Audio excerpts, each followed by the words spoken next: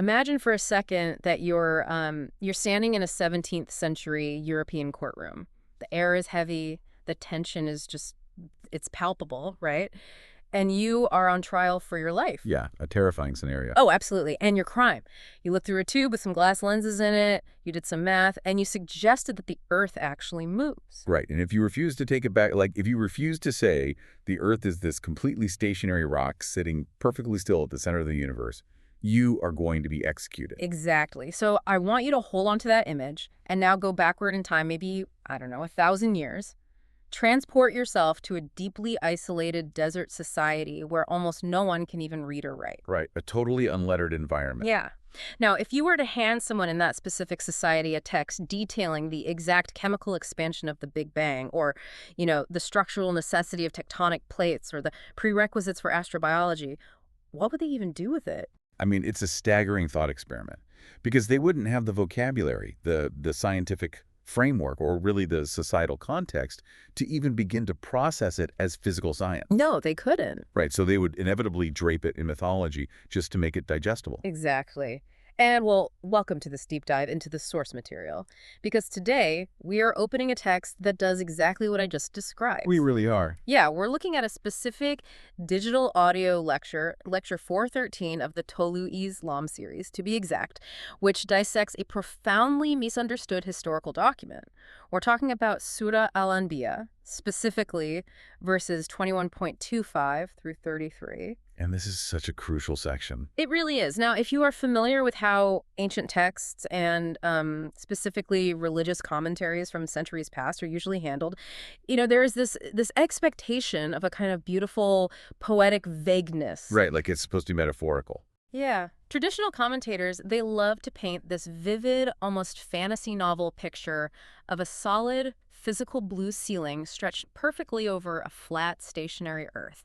You get imagery of, literal winged angels flying around, holding up golden thrones in the clouds. Which is comforting, in a very primitive way. Oh, for sure. We have this psychological tendency to just categorize the ancient world into the realm of the purely mystical.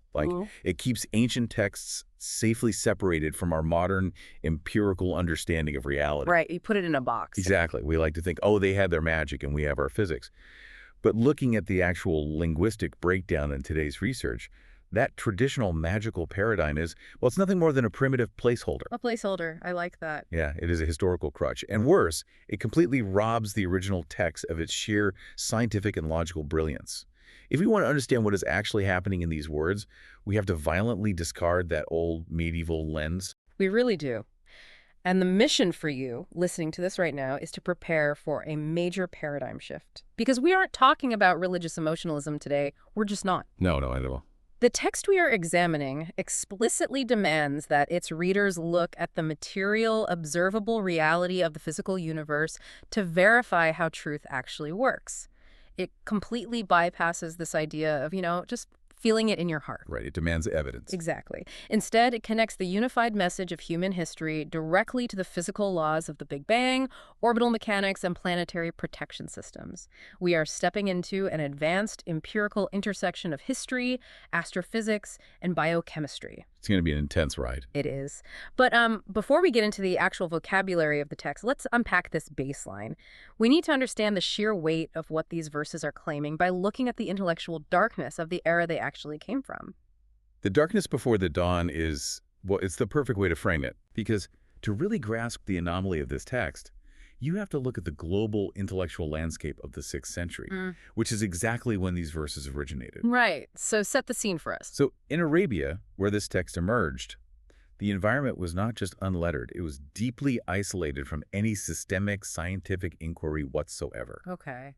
The source material notes that in the central hubs of that society, the number of people who possessed basic literacy could literally be counted on your hands. Wow. Literally on your hands. Yeah. There was no scientific infrastructure, no universities, no observational astronomy, just nothing. And it wasn't just Arabia, right? Yep. Because the research goes into this fascinating, almost tragic detail about the broader global context, specifically looking at India around that time, and honestly for centuries later. Oh, yeah. India's a great example here. The prevailing explanations for how the physical world worked were entirely mythological. One of the dominant beliefs, and this is wild, was that the Earth was this flat, heavy disk resting on the horns of a massive cosmic cow or bull. Right, the cosmic bull. Yeah. And just to add another layer to it, that bull was supposedly standing on the back of a giant fish swimming in an infinite cosmic ocean.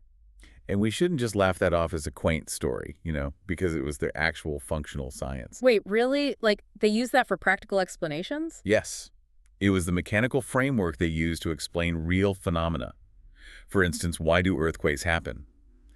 The empirical reality is that the ground shakes violently.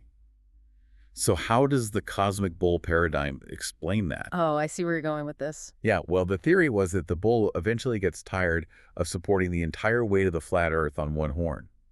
So what does it do? It tosses the Earth onto its other horn to rest. Oh, my God. Right. That physical transfer of weight, that cosmic juggling act, is what causes the ground to shake. That was the established science of the day. That's incredible. But the explanation for eclipses is what really got me. Like, I was reviewing the notes for our discussion, and I just had to stop and read it twice. Oh, the debt collectors. Yes, the debt collectors. The belief was that solar and lunar eclipses happen because of cosmic creditors. It's so wild. Right. The idea was that the sun and the moon had somehow taken on financial debt, and these celestial debt collectors were basically holding them hostage, darkening their light until the debt was paid off. Just unbelievable. And so what was the human response down on Earth? When the sky went dark, people would scramble in an absolute panic to gather money, gold, valuables, whatever they had. They would rush to offer these to the priests to essentially pay off the cosmic bail and secure the release of the sun and moon. It's a perfect, albeit tragic, illustration of human psychology, honestly. How so? Well, when we lack an empirical understanding of physical laws, we project our own socioeconomic anxieties like debt, bail, loan sharks directly onto the cosmos. We anthropomorphize the universe to make it manageable. Right, because we don't understand the orbital mechanics, so we just assume the sun owes somebody money. Exactly. But we can't just isolate this intellectual darkness to the East or even to the 6th century. Our research asks us to fast forward over 1,000 years, right into the heart of 17th century Europe, to the exact courtroom scenario you opened with. Right. Galileo facing the Inquisition. Exactly. Even in the 17th century, with the invention of the telescope, asserting something as mathematically rudimentary as the Earth being in motion was considered a lethal heresy. Yeah. The reigning paradigm in Europe, which was this really rigid amalgamation of Ptolemaic astronomy and church doctrine, insisted the Earth was static. Galileo was subjected to the Inquisition, threatened with brutal execution, and forced to publicly recant his findings simply for observing that the planet moves.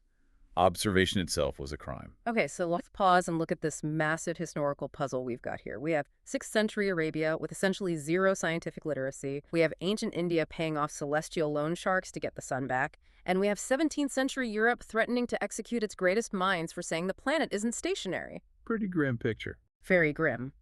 And yet, emerging directly from that 6th century era of debt collector eclipses, we have the text we are analyzing today. How on earth does a text from that specific point in time suddenly start utilizing the vocabulary of astrophysics? I mean, it is a massive historical anomaly. And the only way to unravel it is to dive directly into the linguistics. Right. We have to strip away the superstitious medieval imagery that later commentators layered over these verses to make them fit their primitive understanding. We have to look at the systemic, literal meaning of the Arabic root words. Okay, let's unpack this then. Let's jump straight into verse 30, because this is where the Big Bang connection comes in. I want to really test this. Let's do it. The text uses two very specific Arabic words to describe the origin of the universe, ratqan and fafataqnahuma. So what happens when we strip away the magic? What are these words actually describing on a mechanical level? The linguistic precision is what makes this an absolute leap into physical cosmology. So the word ratq fundamentally means something that is fused together, completely closed up like an undissolved mass. It represents a state of undifferentiated singularity. If you ask a modern astrophysicist to describe the state of the universe mere moments before the Big Bang, or, state of a protoplanetary nebula before individual planets form, they will describe an incredibly dense, unified point or cloud where individual elements and bodies haven't separated yet. Everything is one inseparable block of matter. Right. That is the exact definition of ratq. Okay, but let me play devil's advocate here for a second. Sure. Could ratq just mean something I don't know, mundane, like the clouds were closed up and it wasn't raining, why are we leaping straight to an astrophysical singularity? That's the fair question, but we leap there because of the word that immediately follows it and the scale of the subjects involved. The verse explicitly references the heavens and the earth, the entirety of the cosmos existing in this state of ratq. Oh, okay. The scale is cosmic. Right. And then it uses the word fatki. Now, fatq does not mean to simply open a door or let rain fall. It means to tear apart, to cleave asunder, to dynamically and violently separate something that was previously fused into a single mass. Wow. Violent separation. Yes. So the text is explicitly describing the structural history of the universe. It states that the heavens and the earth began as an incredibly dense, unified point ratq, which was then systematically expanded outward and violently separated fac. And this isn't just theoretical. The research we're looking at brings in fascinating modern verification for this exact process, specifically citing Soviet scientific reports from the 20th century. Oh, this is one of the best parts of the source material. It is, because during the height of the space race, Soviet automatic probes managed to bring back samples of lunar rock and dust to Earth. Yes, and this was a total watershed moment in planetary science. Yeah. When Soviet scientists put those lunar samples through mass spectrometry and chemical analysis, they didn't just look at them in a vacuum. They compared the isotopic signatures and chemical composition of the moon dust to the Earth's mantle and later data from Mars and Mercury, and they came to a groundbreaking conclusion. How exactly did they make that connection, though? Like, what was the mechanism? It comes down to isotopic ratios, specifically oxygen isotopes. Okay. Every planetary body has a chemical fingerprint. If the moon had just been some random rock wandering through space that Earth's gravity captured, its chemical fingerprint would be entirely alien compared to Earth. Makes sense. But the Soviet analysis, which was later corroborated by Apollo missions, of course, showed that the elemental building blocks were identical. Wow. The source notes their official press release stated that all the planets of the inner solar system emerged out of the exact same protoplanetary cloud several thousand million years ago. They were essentially forged in the same cosmic oven. Which perfectly maps onto the linguistic concepts we just discussed. The Soviet scientists, using 20th century orbital mechanics and chemical analysis, effectively proved the concept of retq. Yes. They proved that the Earth, the Moon, and the inner planets were once a fused singularity, a single undifferentiated cloud of cosmic gas and dust. And then, through gravitational collapse and orbital dynamics, they dynamically separated into their current distinct spheres, which is fatq. Exactly. A text originating in a time of cosmic bulls and giant fish perfectly described the chemical and astrophysical origins of the solar system. It's astounding. I mean, it demands that we view the universe not as a magical terrarium built in a week, but as a dynamic, evolving system governed by physical laws that have been operating since the initial expansion. Yeah. But what I find even more compelling is that the text doesn't stop at the macrocosmic scale.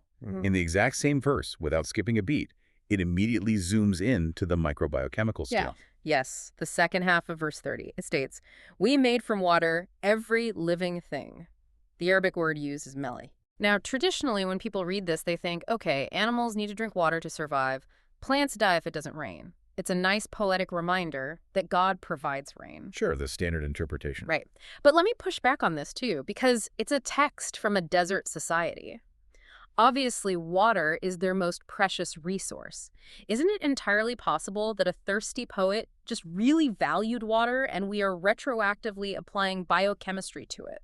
That is a very fair, skeptical position. Like, if the text just said water is good or drink water, you could totally dismiss it as desert survivalism. But that is the surface-level reading we have to discard because of the absolute universal phrasing used. How so? The text says every living thing is made from Ma. It isn't just saying life drinks water. It is anchoring the very architecture of biology completely in material chemistry. This is an evolutionary and biochemical axiom. Okay, so what is the actual mechanism there? Why is water the non-negotiable ingredient for life? Why not, I don't know, liquid methane or ammonia? It comes down to molecular structure. Water is a highly polar molecule. It has a slight positive charge on one end and a negative charge on the other. Right, H2O. Exactly. And because of this polarity, it acts as the universe's ultimate solvent. It can pull apart other molecules, allowing them to interact. Without water acting as this indispensable fluidic matrix, complex chemistry simply cannot happen. Wow. Amino acids can't fold into proteins. Carbon compounds can't structure themselves. Cellular membranes can't function. Water is the stage upon which the chemical dance of life takes place. So it's not just a beverage. No, the text isn't acting as a thirsty poet. It is stating a cold, hard rule of biological physics. Without the solvent, the engine of life is physically impossible. And the research traces this linguistics even further. It connects this water requirement to the Arabic concept of daba, which is used in the text to refer to living, breathing, moving entities, all the way down to the cellular level. Yes, that's a crucial link. Think about how profound this is. When modern scientists send rovers to Mars, what are they actually looking for? They aren't scanning the horizon for little green men or ruined cities. They are drilling into the soil, searching for moisture. They are desperately looking for ancient riverbeds or subterranean ice. Which raises the fundamental question, why? Because modern astrobiology operates on the exact premise stated in this 6th century text. Exactly. Moisture, mate, is the absolute prerequisite for a biological cell, a daba, to form and initiate movement. The text was predicting the exact specific parameters by which modern science searches for extraterrestrial life. If there is water, there is the potential for the systemic unfolding of life. If there isn't, you have a dead, sterile rock. It's treating biology with the exact same cold systemic logic that it treated astrophysics. It is a unified theory of material reality. It really is. Which really brings us to the underlying philosophy of this entire section, because right at the beginning of this cosmic deep dive, earlier in verse 30, the text asks a profound, almost aggressive question. Do those who deny the truth not look at the evidence? The Arabic phrase is, awalam yara ladina kafaru. I cannot overstate how radical that single phrase is. Tell me about it. In the context of ancient religious texts, it is a devastating blow to blind dogmatism. It fundamentally redefines what it means to seek the truth. Right. Most traditional systems say, just close your eyes, have faith, don't ask questions, and trust the unseen. This text does the exact opposite. It explicitly demands active observation. It demands empirical scrutiny and scientific evaluation of the natural world. It challenges the deniers by asking, have you not considered the physical evidence right in front of you? You used an analogy when we were prepping for this discussion that I think perfectly captures this. You called the physical universe an open source ledger of truth. Oh yeah, it's the most accurate way to understand the text's core mission. Think of the universe as a giant open book of physical laws. Yeah. Gravity, thermodynamics, biochemistry, orbital mechanics. These are not hidden mystical secrets whispered to a chosen few. They are observable, verifiable facts available to anyone who looks. Right. Anyone can test gravity. Exactly. The text is making a philosophical argument that is staggeringly modern. The physical universe is the ultimate arbiter of truth. And if we apply that to you, the listener, the implications are huge. It means that if your socio-political system or your theological belief system doesn't align with the observable, unified laws of the cosmos, then your system is a complete delusion. Absolutely. It is built on unproven assertions. If you are building a society based on the idea that the universe operates on random whims, or that some people are naturally born to subjugate others without consequence, well, the universe itself is sitting there, operating on perfect balance, essentially proving you mathematically wrong. Exactly. We suffer from the tyranny of unproven assertions. We create artificial systems, economic hierarchies, dogmatic religions, oppressive political regimes, and we pretend they are permanent. We really do. We act as if our man-made rules supersede the laws of nature. But the universe doesn't care about our assertions. It operates on systemic discipline. And the text forces us to look at planetary architecture to understand how real, permanent systems actually function. So what does this all mean for us physically? Because this brings us perfectly into the next sequence of verses, verses 21 and 32, which outline the structural layout of the Earth itself. Right. Let's get into the geology. So if we accept this premise that the universe started as this chaotic, expanding singularity ripped apart in a massive burst of energy, how is it that we are sitting here having a calm conversation? Why isn't the Earth just shaking itself apart from the centrifugal forces of spinning in a vacuum? It's a great question. That's the puzzle the text addresses next. It mentions mountains acting as weights preventing erratic wobbling. The Arabic phrase is tamida bihim. And to understand the brilliance of that, we have to look at the mechanics of tectonic equilibrium. Okay. For centuries, humans thought the Earth was a solid, static rock. But modern geology reveals that the Earth's crust isn't a solid eggshell. It's a highly dynamic system of fragmented tectonic plates floating on a churning, molten mantle. It is inherently unstable. So where do the mountains come in? Because, like, looking out a window, a mountain just looks like a big pile of rock sitting on top of the ground. That's the illusion of the surface. Mountains are not just bumps on the crust. According to the geological principle of isostasy, for every massive peak you see pushing up into the sky, there is a massive, incredibly dense crustal root pushing deep down into the mantle. Oh, wow. I didn't know that. Yeah, they act as planetary counterweights. They anchor the crustal plates as the Earth spins, creating massive centrifugal forces. And as the mantle churns underneath, these deep mountain roots stabilize the floating plates. So they're literally holding it together. They maintain the equilibrium required for a stable biosphere. Without that geological balance, without those mountains acting as literal stakes in the ground, the surface would be subjected to continuous, catastrophic, tectonic chaos. It's structural engineering on a planetary scale. It really is. And then the text moves from the ground to the sky. Verse 32 describes the sky above us as a safeguarded ceiling, a safan mafiu. Again, traditionalists picture a literal glass dome holding up the water. But looking at the research, this is a direct mechanical reference to the atmosphere. And we know this is mechanically accurate because we can look at what happens when a planetary body doesn't have a Sakin Mafiu. Right. The source material explicitly compares Earth to the Moon and Mercury. They essentially lack an atmosphere. And because they lack this protective canopy, their surfaces are a record of extreme violence. They are violently battered and cratered by volatile elements, unshielded solar radiation, and continuous meteor impacts. Right. If you are standing on the moon and a piece of space debris is hurtling toward you at 40,000 miles an hour, there is absolutely nothing to stop it. It just slams right into the surface and vaporizes everything in its path. Exactly. But Earth has this invisible dynamic shield. When a meteor hits our atmosphere, the friction generated by the atmospheric gases is so intense that it incinerates the rock, creating what we beautifully misname as a shooting star. Yeah, it's just burning rock. The atmosphere acts as a physical barrier against debris and a magnetic and chemical barrier against deadly solar radiation, filtering out the extremes so fragile, water-based life can actually exist down here.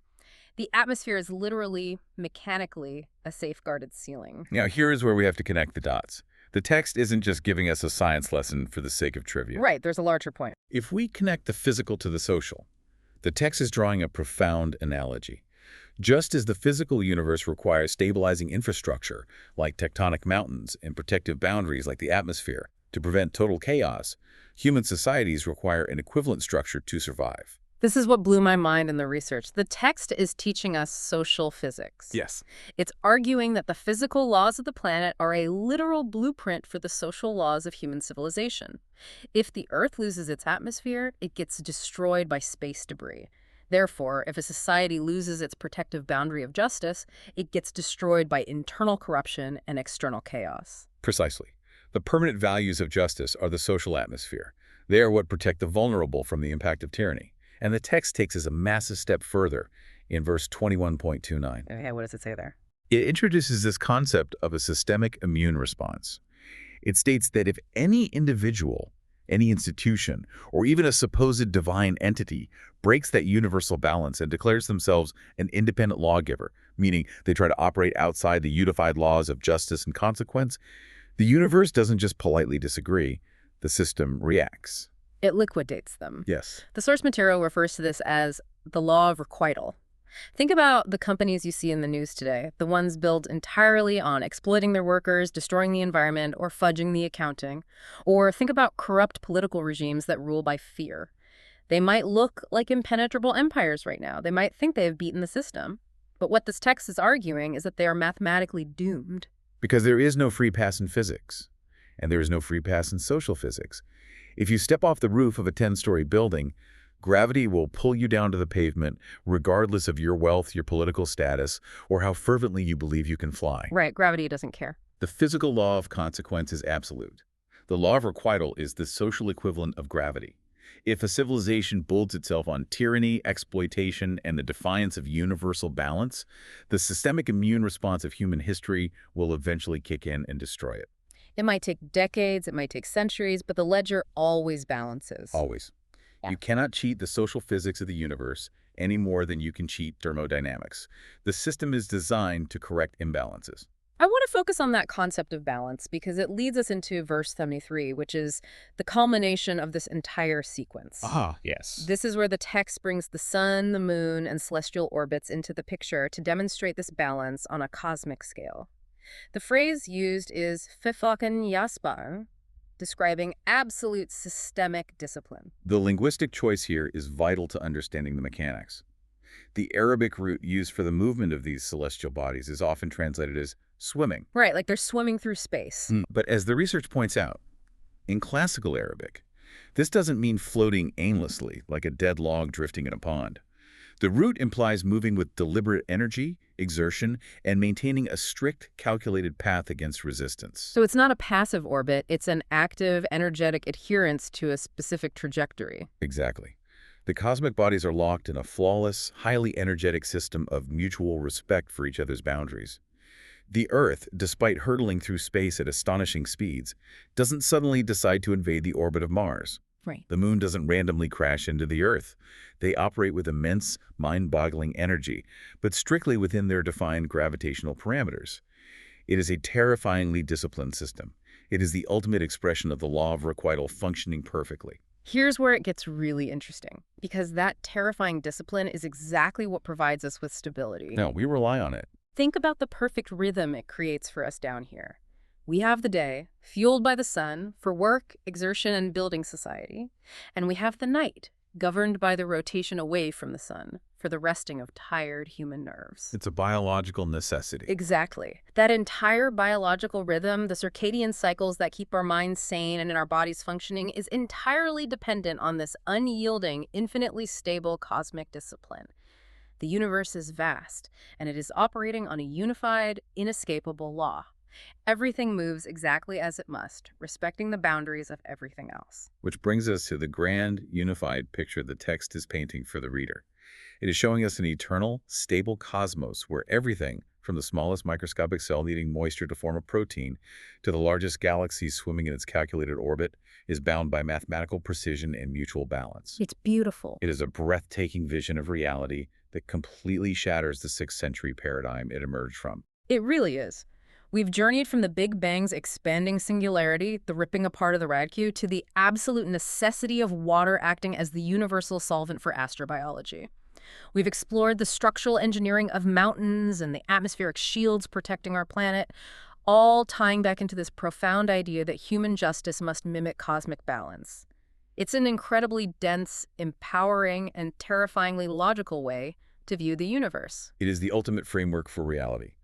Everything in the cosmos moves on its calculated path, perfectly disciplined and endlessly stable. But if we take a step back, this raises a deeply unsettling question about us. Wait, really? How so? Well, exactly as you said, the universe is vast and stable. Everything operates on an eternal timeline. But what about human mortality? Oh, I see. If the universe is so enduring, why are human lifespans so incredibly short?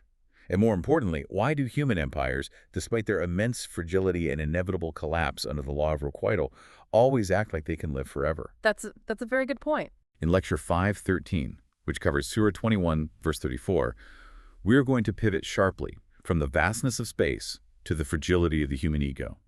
We're going to look at a single, incredibly concentrated verse that completely shatters the illusion of human political immortality. We're talking about the ultimate mortality audit next time. A mortality audit. Wow, I love that. Think about that the next time you see a politician or a CEO acting like they are the center of the universe. Compared to the terrifying discipline of the planets we just talked about, human ego is incredibly small and incredibly temporary. We will see you for the next deep dive.